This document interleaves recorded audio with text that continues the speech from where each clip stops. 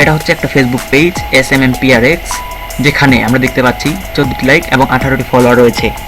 কিন্তু ভাই এটা কি হলো, যখনই আমি রিফ্রেশ করলাম পেজের লাইক আর ফলোয়ার দেখে আমি তো পুরাই অবাক। আরে ভাই, এই পেজে তো মাত্র কয়েকটা ফলোয়ার ছিল, কিন্তু এখন এটা কিভাবে সম্ভব যে 3কে করে লাইক এবং 3কে করে ফলোয়ার হয়ে গেল। সো চলুন আপনাদেরও এই ট্রিক্সটা শিখিয়ে দেই। সর্বপ্রথমে আপনার মোবাইলে থাকা যে কোনো একটি ব্রাউজার ওপেন করে নিন। আমি আমার favourite Google Chrome browser use করব। ব্রাউজার ওপেন হলেই স্ক্রিনে দেখানো টেক্সটটিকে লিখে সার্চ করব। সো সার্চ হয়ে গেলে সর্বপ্রথম যে ওয়েবসাইটটি আসবে সেটিতে ক্লিক করব। সো ক্লিক করার পর ওয়েবসাইটের ইন্টারফেস কিছুটা এমন হবে। এরপর অ্যাকাউন্ট খোলার জন্য সাইন আপ বাটনে ক্লিক করতে হবে। বাটনে ক্লিক দেওয়ার সাথে সাথে আপনাকে এমন একটি পেজে নিয়ে আসা হবে যেখানে আপনার সকল ইনফরমেশন দিয়ে আপনাকে সাইন ইন বাটনে ক্লিক করতে হবে। এরপর ইউজার নেম এবং পাসওয়ার্ড দিয়ে লগ ইন করতে হবে।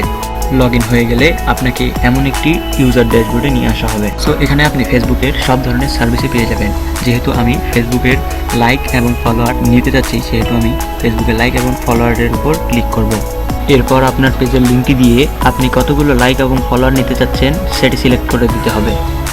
নিচে আপনার টোটাল খরচও দেখতে পারবেন। আর এখানে বলা হয়েছে আপনি পেমেন্ট করার 1 ঘন্টার মধ্যে আপনার অর্ডারটি সাবমিট হয়ে যাবে। তো পেমেন্ট করার জন্য আমরা পে নাও বাটনে ক্লিক করে দেব। বাটনে ক্লিক দিলে আমাদের অর্ডার পেজে নিয়ে আসবে এবং অর্ডার পেজে এসে আমাদের স্ক্রল করতে করতে একদম রাইট সাইডে যেতে হবে। এরপর এখানে পে টু কনফার্ম বাটনে ক্লিক করতে হবে। বাটনে ক্লিক দিলে আপনাকে পেমেন্ট পেজে নিয়ে যাওয়া হবে এবং এখানে কন্টিনিউ পেমেন্ট এ ক্লিক দিতে হবে। এরপর আপনার পেমেন্টের ট্রানজাকশন আইডিটি দিয়ে সাবমিট বাটনে ক্লিক করতে হবে।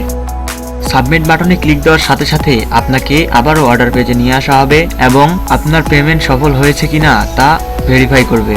তো এখানে পেমেন্ট ভেরিফাই করতে 2 থেকে 3 মিনিটের মতন লাগতে পারে। 2 থেকে 3 মিনিট পর আপনার পেমেন্ট যদি সফল হয় তাহলে পেমেন্ট স্ট্যাটাস পেইড দেখতে পাবেন এবং অর্ডার স্ট্যাটাস ইন প্রোগ্রেস দেখতে পারবেন। তো অর্ডার কমপ্লিট হওয়ার সাথে সাথে অর্ডার স্ট্যাটাস ডান দেখতে পাবেন।